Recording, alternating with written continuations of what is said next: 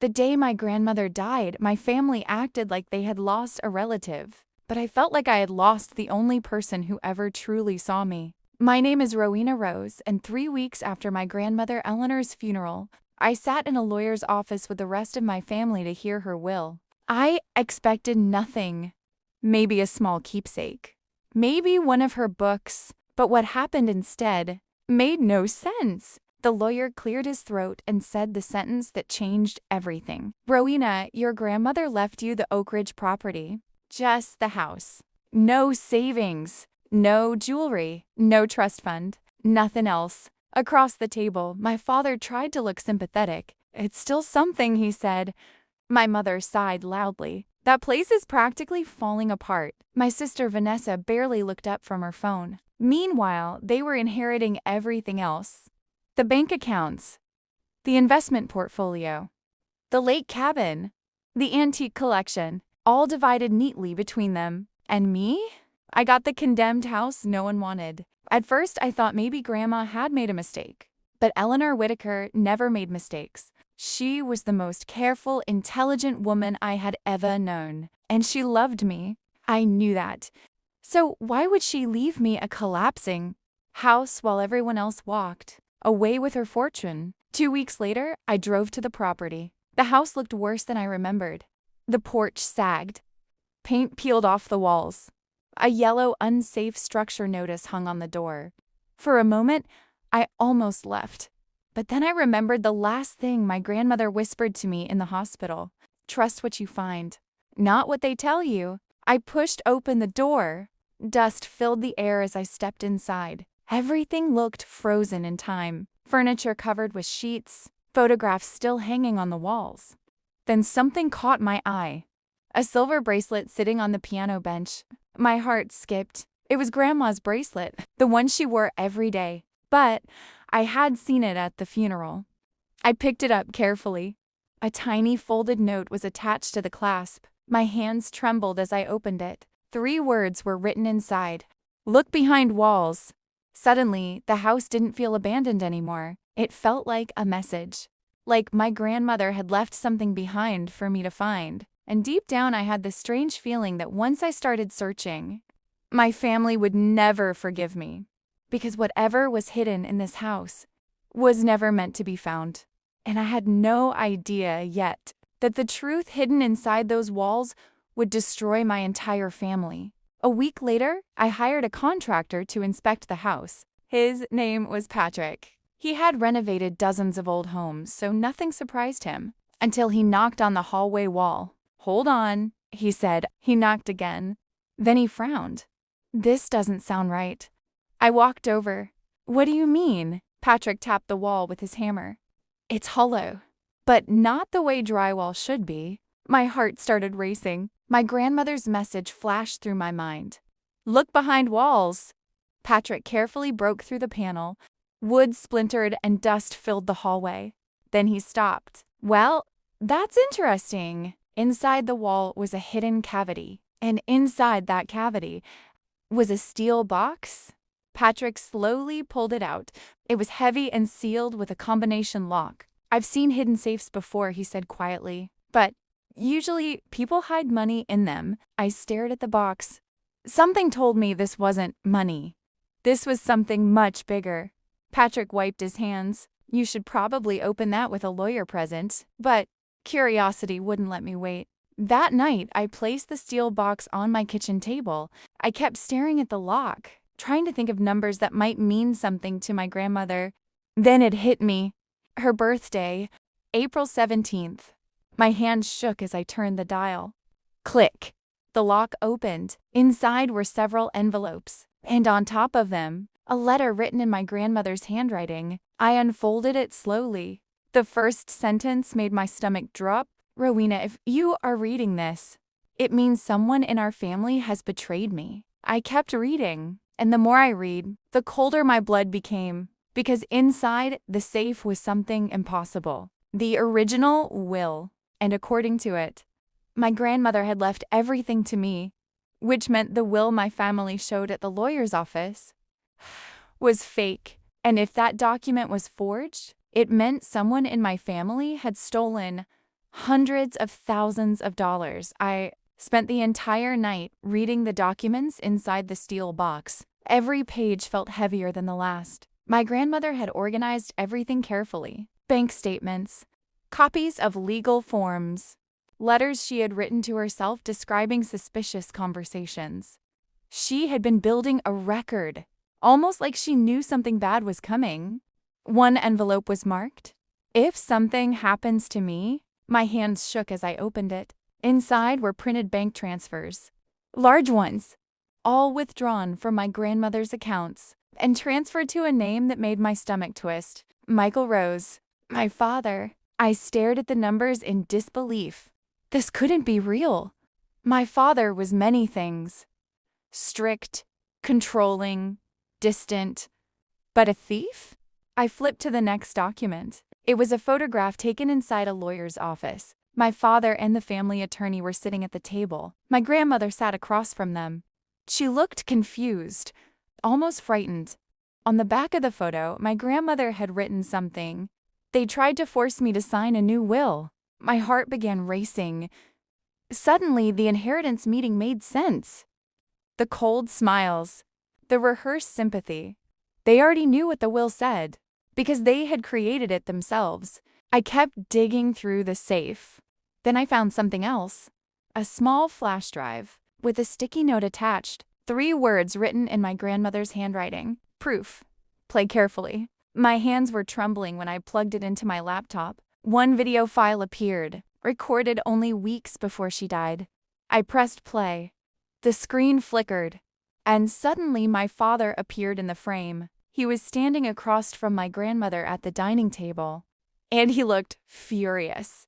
What he said next made my blood run cold, because in that video, my father admitted something that could send him to prison. The video was shaky, like it had been recorded secretly. My grandmother sat calmly at the dining table. My father stood across from her. "You're being unreasonable," he snapped. Her voice was steady. "The money is staying where it is." My father slammed his hand on the table. "You don't understand finances anymore." I had never heard him speak to her like that. Then he said something that made my chest tighten. "Rowena doesn't deserve it." I froze. So that's what this was about. Me. The argument grew louder. "You're going to sign the new will," he demanded. My grandmother shook her head. "No." My father leaned closer and whispered something that still echoes in my head. "Fine, then we'll do it without you." The video ended. I sat there staring at the blank screen, because that sentence meant only one thing. They hadn't convinced her to change the will, they forged one instead. And suddenly I understood why my grandmother hid everything. She knew no one would believe her, unless she left proof. But I didn't know what to do with that proof, until the next day when I received a phone call. "Miss Rose?" "Yes." "This is Detective Torres." My heart skipped. "We received a report about a hidden safe discovered during construction at your property." I swallowed. "Yes." The detective's voice turned serious. "You should know something." "What?" "Hidden safes often contain evidence connected to crimes." I looked at the documents on my table. Then I said quietly, "I think that might be the case." There was a pause. Then she said something that made my heart stop. "We may need to open a criminal investigation." But when the police followed the money trail, they discovered the fraud was much bigger than just a forged will. The first time I sat across from Detective Torres, I realized how serious this situation had become. She wasn't treating this like a family dispute. She was treating it like a crime scene. I placed the steel box on the table in front of her. Every document, every letter, every bank transfer my grandmother had saved. Detective Torres flipped through the papers slowly. Then she looked up at me. "Your grandmother was extremely careful." "What do you mean?" I asked. "She documented everything," the detective said. "Dates, amounts, conversations. That's not something people do unless they believe someone is stealing from them." My throat felt dry. "Do you think my father did this?" The detective didn't answer right away. Instead, she pulled one document from the stack, the bank transfers. Your grandmother moved over $400,000 before she died. She said, my heart dropped. Where did it go? She slid the paper toward me. The answer was right there. Michael Rose, my father. But the detective wasn't finished. There's more, she said. She pulled out another document, wire transfers that happened only days before my grandmother died. Money moving through several accounts, then ending somewhere unexpected. A private investment firm, owned by someone I recognized immediately. Our family attorney, the same lawyer who read the fake will? My stomach twisted. Are you saying he helped them? Detective Torres leaned back in her chair. That's exactly what I'm saying. Suddenly, everything felt bigger. Much bigger than just inheritance fraud. My father, my mother, and the lawyer, all connected. All moving money. All tied to a will that might have been forged. Then the detective said something that made the room feel colder. We're going to open a full investigation. What happens next? I asked.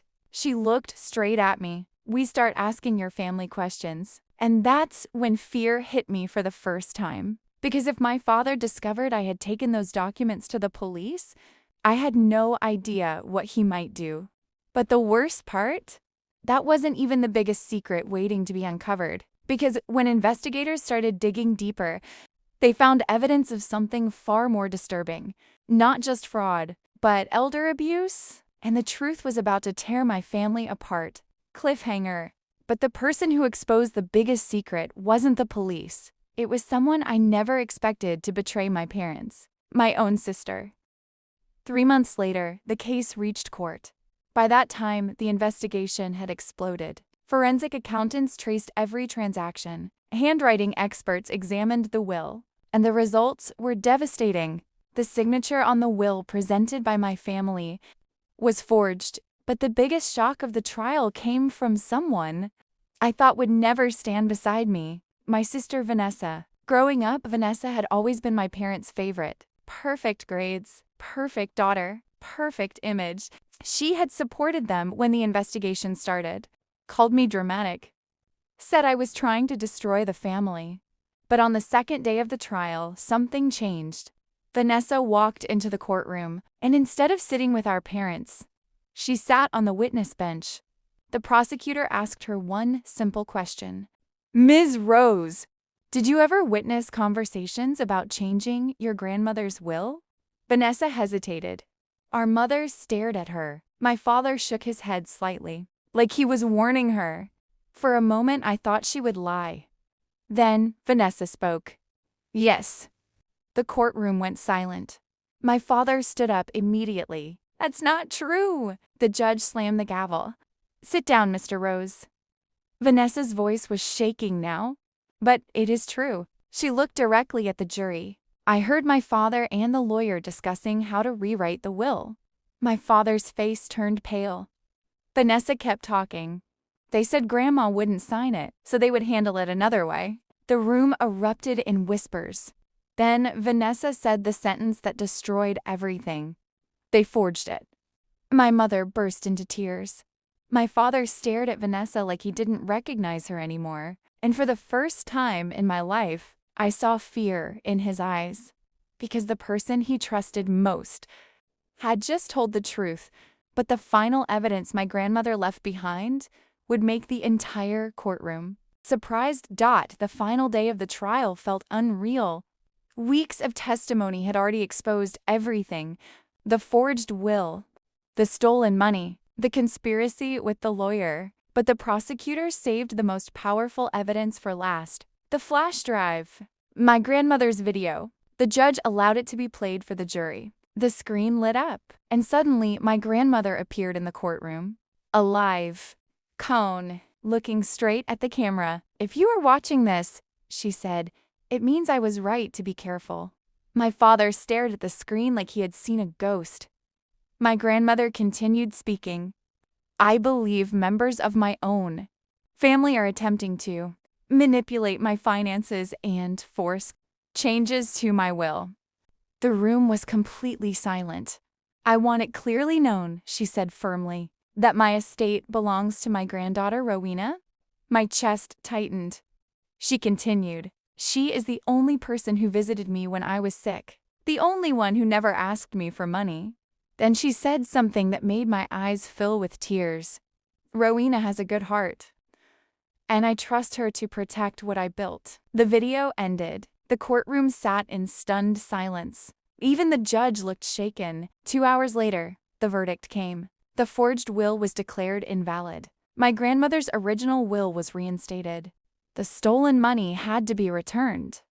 And the court ordered criminal charges against my father and the attorney for fraud and financial exploitation. When the judge finished speaking, my father looked at me across the courtroom. For the first time in my life, he had nothing left to say.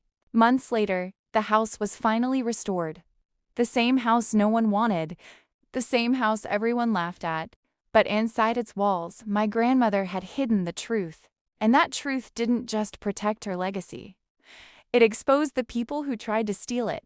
Today, the house is something new, a community center that helps victims of financial abuse. Every time I walk through the front door, I remember the note my grandmother left me.